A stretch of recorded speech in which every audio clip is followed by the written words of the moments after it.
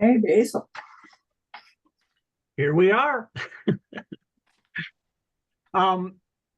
We're in this interesting part of Isaiah. This really the first 5 chapters are encapsulating the entire book. It bounces back and forth between God's judgment and God's mercy, defining what that judgment is going to look like, what that mercy will look like, bringing about the reasoning why he's coming in to judge his people, but then also always looking down the road to this time of restoration and healing. Isaiah could be a very short book. You just want to do the first 5 chapters and you'd be done with it, but you miss all the fun then.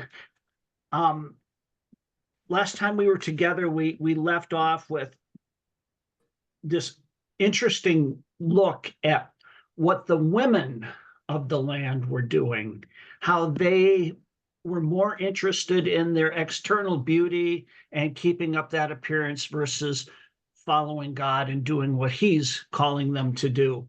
And now in chapter 4, he's going to break into that with this interlude again of peace. So who would like to start reading in chapter 4, verses 2 through 6 for me?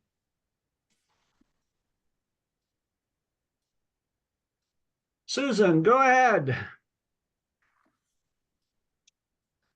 In that day, the branch of the Lord shall be beautiful and glorious, and the fruit of the land shall be the pride and glory of the survivors of Israel.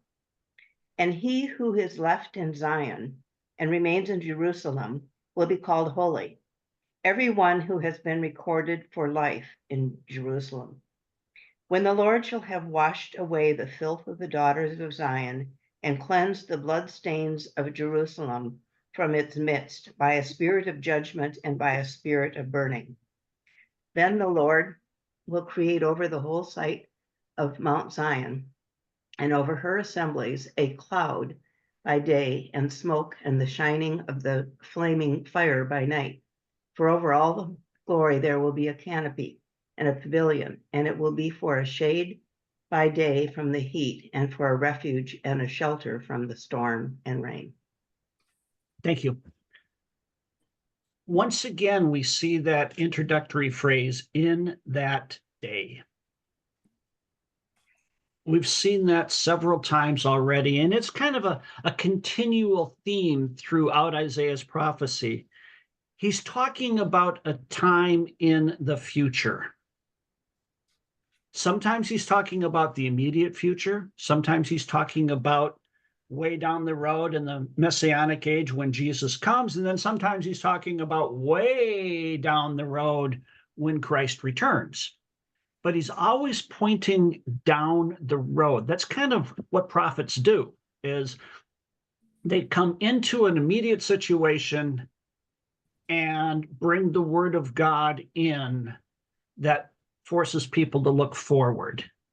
So here he's talking about this day when the branch of the Lord will be beautiful and glorious, and the fruit of the land will be the pride and glory of the survivors in Israel.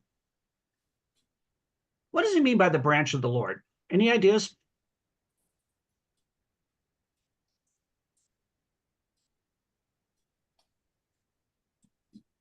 His chosen people?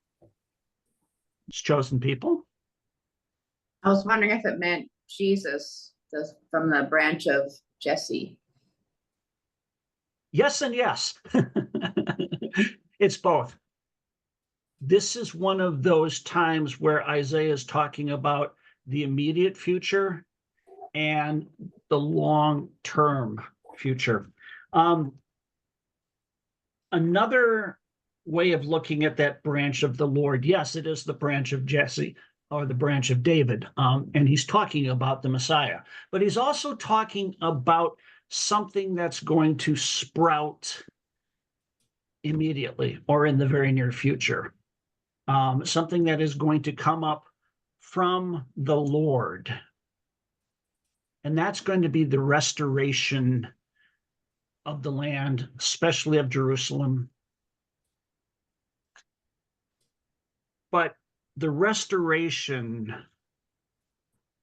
follows the destruction. That's kind of been the theme through this whole first 3.5 chapters, is that there will be judgment on the land and on the people. But when God takes away, when God destroys, he'll create something new out of it. And so what Isaiah is saying here is that after God destroys, he's going to come back and he is going to rebuild. There's going to be this righteous remnant that will remain in the land and another that will come back, and they will set up shop and things will be good again. And I love that image of there'll be a cloud of smoke by day and a glow of fire by night. It's really going back to that whole idea of the Exodus, where God is leading them out of captivity, bringing them to the promised land, and he goes before them during the day as a pillar of cloud. And then at night, it's this pillar of fire. It's symbolizing God's presence with his people. And so what he's telling them here is that there will be my presence with you when you're restored. It's not that God isn't going to be with them at other times, but he's saying, I want you to understand that you are going to be coming back, and I want you to know that I'm here.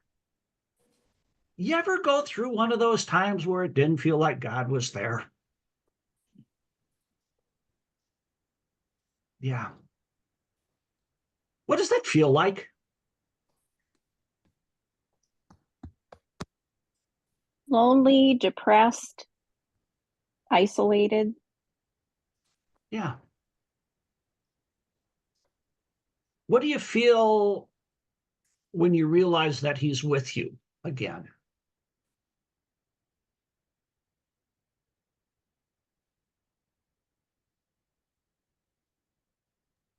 Well, you feel more alive. You feel that someone cares. Yeah. That he'll carry you through. Yeah. Yeah, it's such a relief and a reminder, because for me, I forget. And then I'm reminded, and that's like, yes, the Lord is here. Yeah. Did he ever leave you in the first place?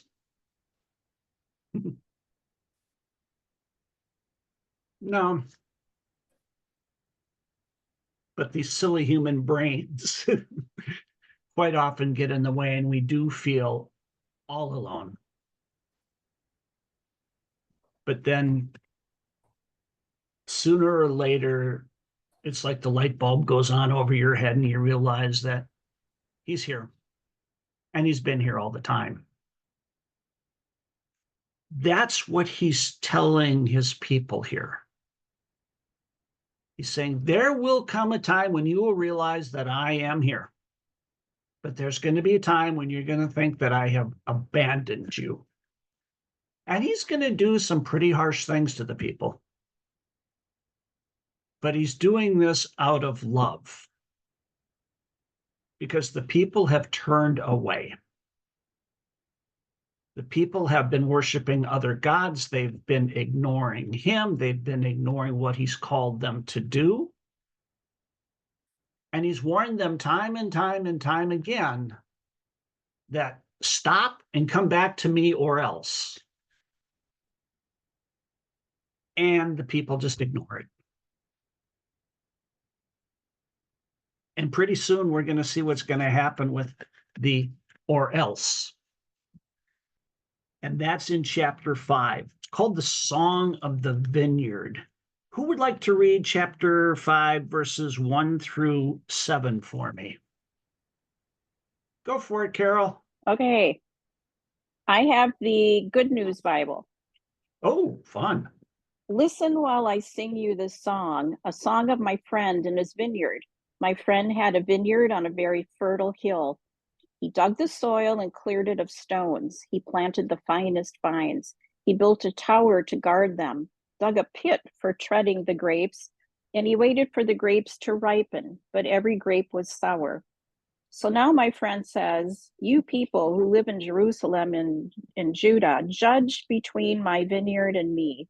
Is there anything I failed to do for it?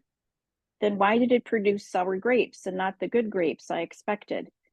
Here is what I'm going to do to my vineyard. I will take away the hedge around it, break down the wall that protects it, and let wild animals eat it and trample it down. I will let it be overgrown with weeds. I will not trim the vines or hoe the ground. Instead, I will let briars and thorns cover it.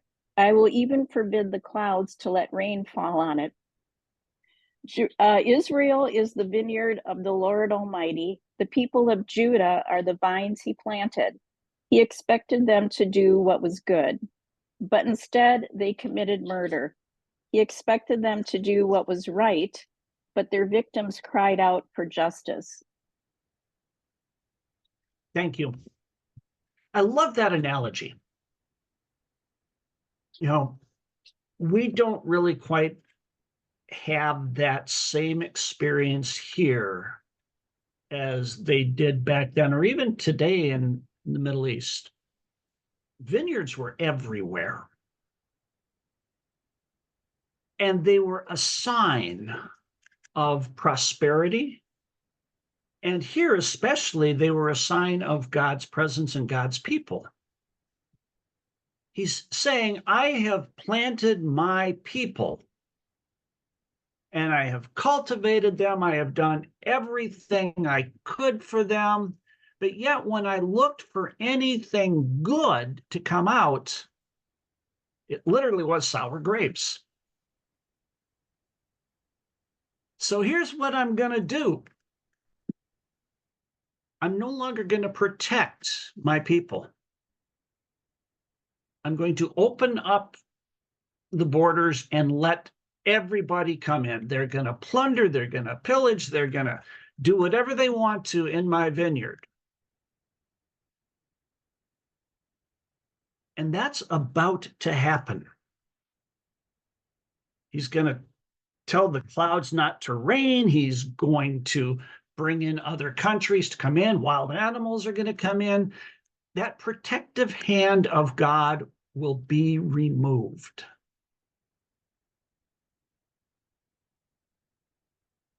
How would you like to be on the receiving end of that message?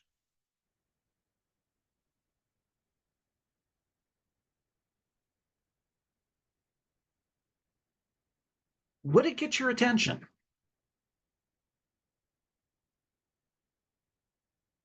You would think so. You would hope so. But it doesn't.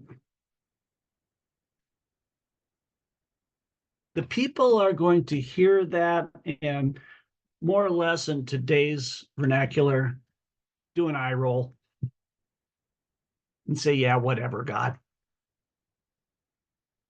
That's how far they've fallen. They really don't care because they don't believe that God is going to do what Isaiah is saying he's going to do. And this is the point where God is going to say, okay, there's two ways we can do this. We could do it the easy way. You could listen, or you're going to do it the hard way. And they're choosing to do it the hard way. So now he's going to bring this pronunciation of woe and judgment. I love in the Bible when they say whoa, whoa. You know, we saw that in Revelation too. It's like when Scripture says whoa, it's a powerful moment. It's like this is going above and beyond just normal bad stuff. When God pronounces woe on someone, It's like this is God's way of ratcheting things up. Not because he wants to, because he's giving the people really what they're asking. Think about that. The people in their refusal to turn from God are more or less saying, God, bring it on. We can take it. And so then God is going to say, all right, you want me to bring it on? Here it comes. Who would like to read verse 8 through 12 for me? Steve, go for it.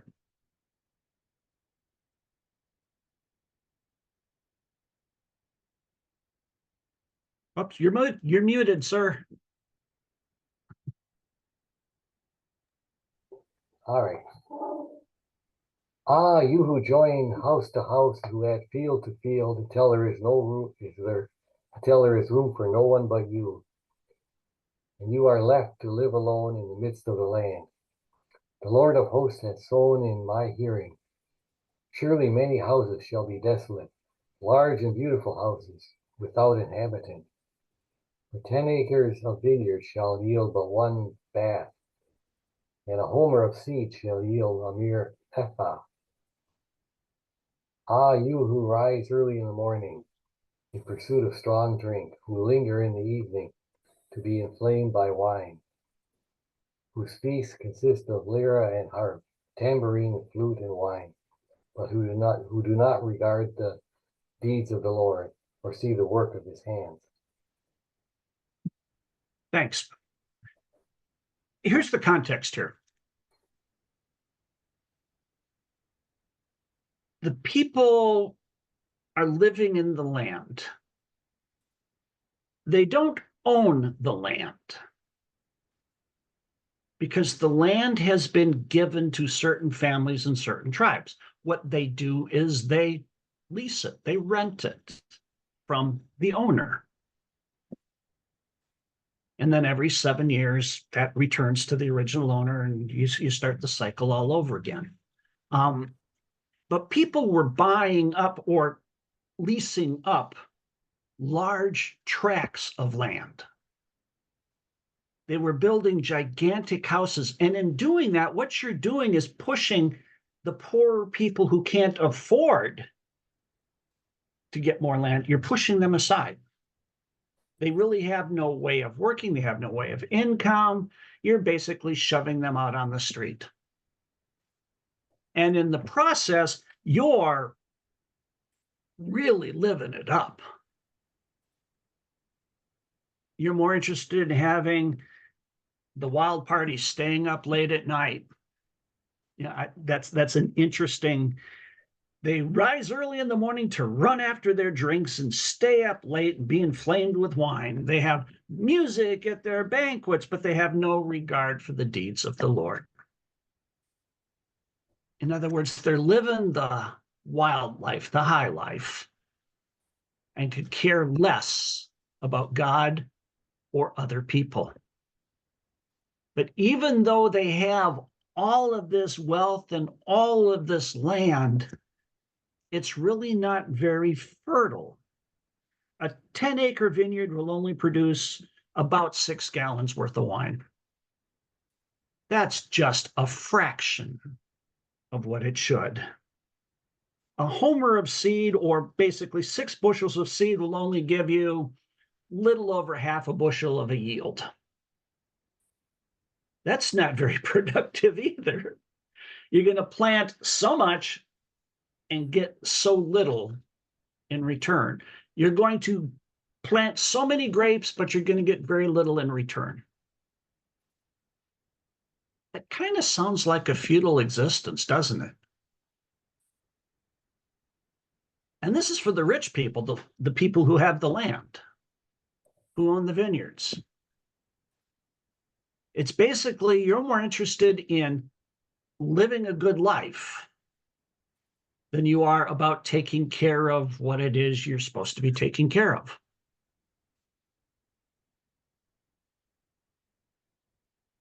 Sound familiar?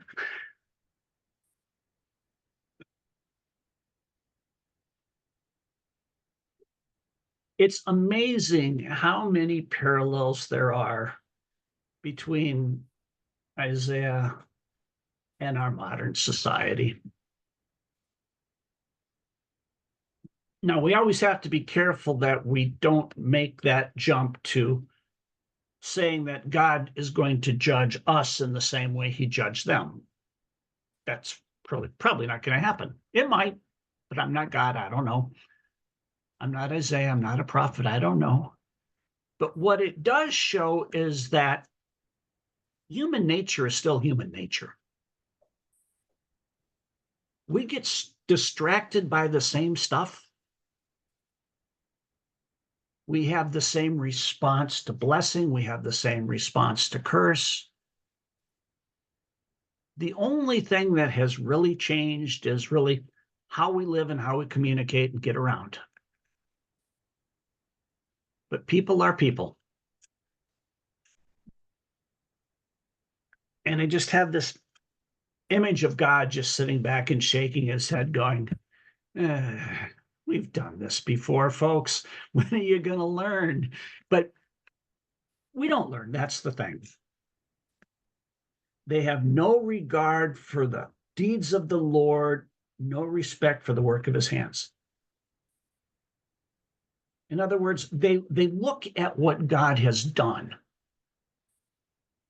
and they could care less. All they care about is themselves. Who would like to read 13 through, well, let's go through 19, please.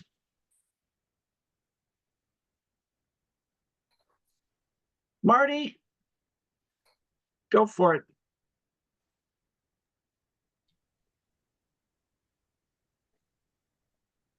So my people will go into exile far away because they do not know me. Those who are great and honored will starve, and the common people will die of thirst. The grave is licking its lips in anticipation, opening its mouth wide. The great and the holy and all the drunken mob will be swallowed up. The humanity will be destroyed and people brought down. Even the arrogant will lower their eyes in humiliation. But the Lord of heaven's armies will be exalted by his justice. The holiness of God will be displayed by his righteousness. In the day, lambs will find good pastures, and fattened sheep and young goats will feed along the roads. To 19. Yes. What sorrows for those who drag their sins behind them with ropes made of lies, who drag wickedness behind them like a scarf. They even mock God and say, hurry